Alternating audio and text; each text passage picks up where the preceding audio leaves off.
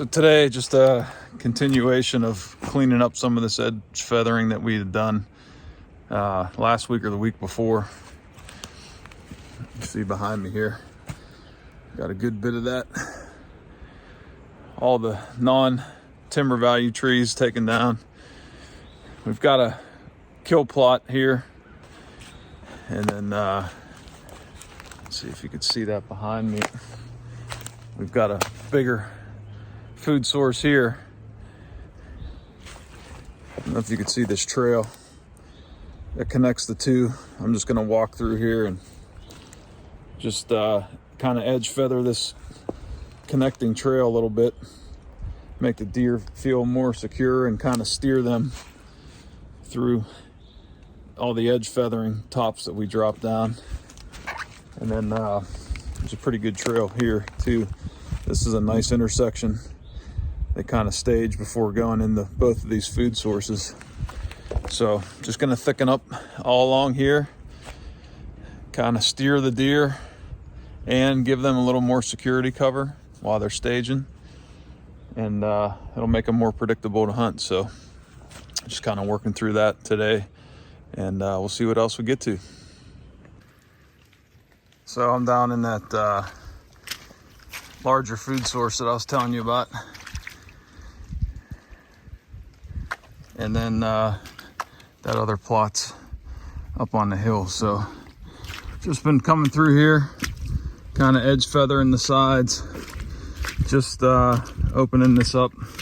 Not to say deer aren't going to go different directions, but since we've done all this edge feathering around this plot and around this plot, you know, instead of walking through this stuff, which they can if they're pressured, but we don't put a lot of pressure on this farm. So you make openings like this and they're going to follow it. They're going to use it. I mean, they're already naturally using this. This was a pretty good deer trail that I just took advantage of, opening up the side cover. So a lot of our land plan clients will know what I'm talking about when I suggest those little 4-foot wide travel corridors in between the wildlife cuts or food sources. This is kind of what we're talking about.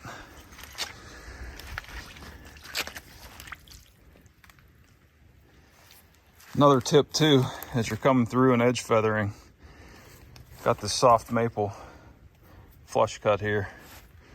You know, keep an eye out for oaks. This one makes it real easy, still holding its leaves.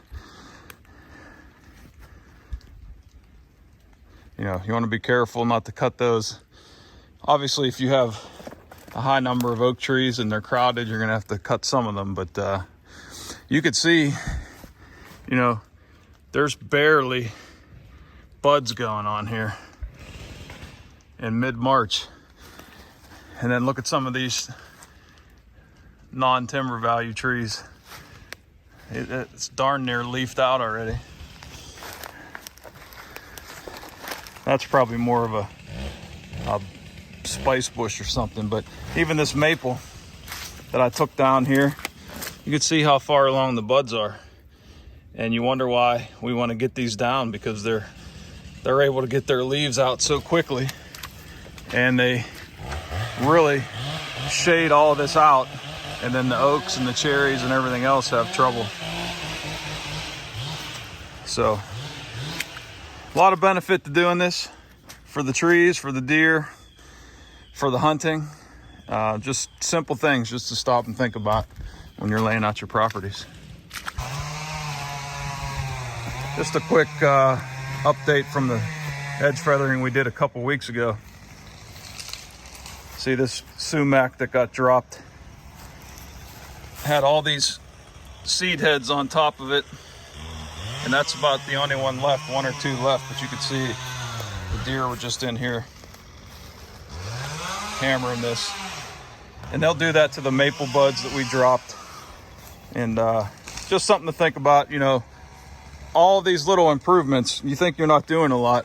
This is almost 400 acres, and it can get daunting sometimes when you think about all the work that you got to do with just a couple of guys. But every little bit helps. So multiple benefits. you're getting sunlight to the plot. You're getting sunlight to the edge to thicken up. You're steering deer by cutting trails through here, making the hunting more predictable. So just think about that stuff when you're laying it out, how you want the deer to travel. Most of the time, like both of these trails, we just enhanced them. They were already very good deer trails. The one buck that I had an encounter with came out here and staged. He came up from this drainage and staged there for a while, and just had to work around all this stuff to come check this plot, which is what we're doing. Another benefit, those bucks just can't run by the edge now. They actually got to step out. And if you're sitting up there with a bow or a gun, it's going to increase your odds to get a clean shot at them. Just stuff to think about, guys. Just a quick tip here on these steel chainsaws. Pick up one of these steel chainsaw chain sharpeners. It's pretty slick. Takes all the dummy work out of it. It's got 2 sets of files.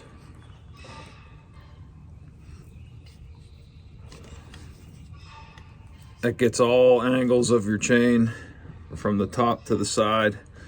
They even got pictures to show you which direction, and a photo of the saw, which direction the saw is facing, so you can't screw this up. That's the cool thing about these.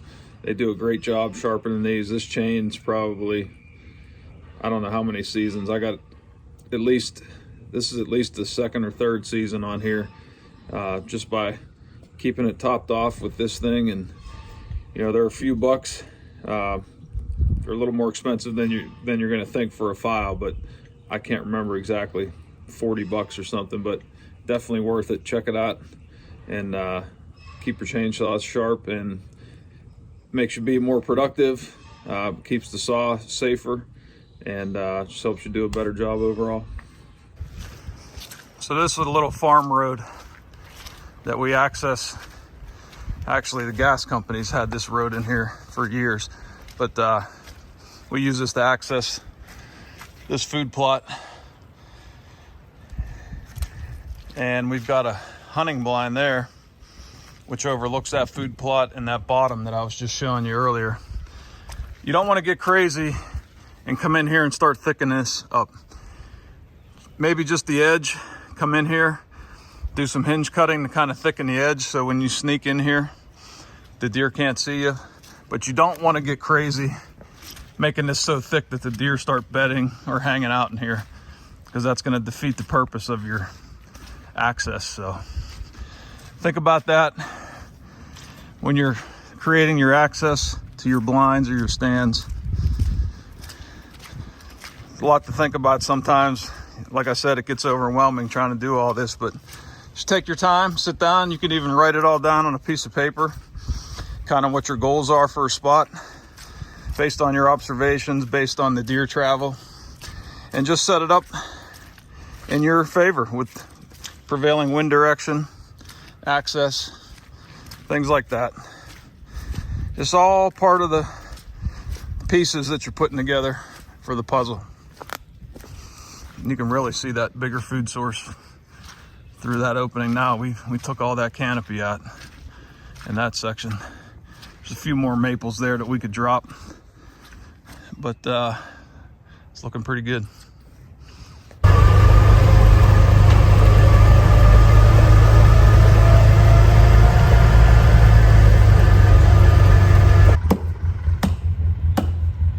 I think it's dead, but we'll make sure.